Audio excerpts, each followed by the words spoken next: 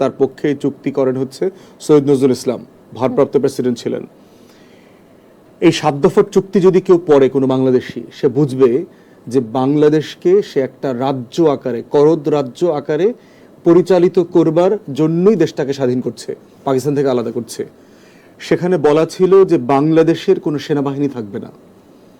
একটা স্বাধীন রাষ্ট্র কিভাবে হয় যার কোনো সেনাবাহিনী থাকবে না? বাংলাদেশের আলাদা কোনো পররাষ্ট্র নীতি থাকবে না।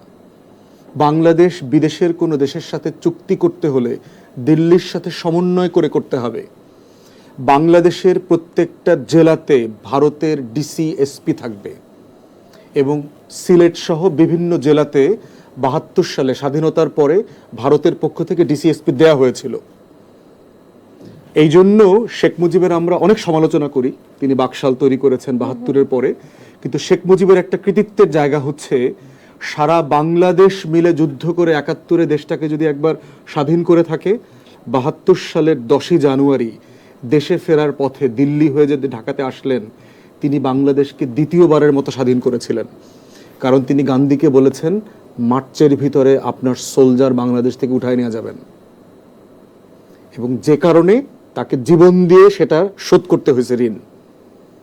অতএব শেখ মুজিবুর রহমানের পরের দিকের অনেক ভুল ভ্রান্তি আছে যেগুলো আমরা রাইটলি সমালোচনা করি, কিন্তু তাকে এটাও স্বীকার করতে হবে সে বাংলাদেশকে দ্বিতীয়বারের মতো স্বাধীন করেছিল ভারতীয় আধিপত্যবাদ থেকে।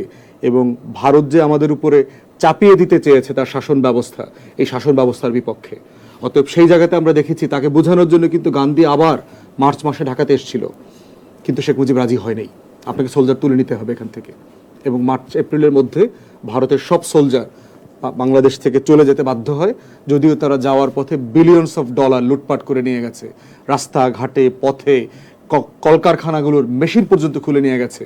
খুলনার ঝুট মিলের মেশিনগুলোর টুলসগুলো খুলে নিয়ে চলে গেছে। খুলনার ডিসি ছিলেন তখন কামাল সিদ্দিকী, তিনি তার বইতে লিখেছেন যে প্রত্যেকটা কারখানা সচল ছিল 71 সালে, সেই কারখানাগুলোকে সব অচল করে দিয়ে গেছে। এবং তিনি তাজউদ্দিন আহমেদকে এটা জানিয়েছেন। তাজউদ্দিন আহমেদ তখন চিঠি লিখে ভারত সরকারকে জানিয়েছে যে তোমার সোলজাররা এই লেভেলে লুটপাট করতেছে।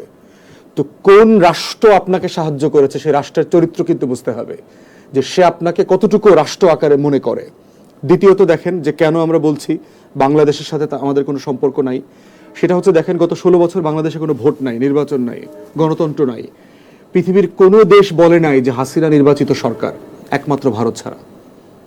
14 নির্বাচনের সময় দেখেন ভারতের পররাষ্ট্র সচিব সুজাতা সিং এসে এরশাদের সাথে সিএমএইচে মিটিং করে তাকে থ্রেট দিয়েছে যে নির্বাচনে যেতে হবে, এবং সে পাবলিকলি প্রেস ব্রিফিং করেছে যে আমরা চাই এরশাদ নির্বাচন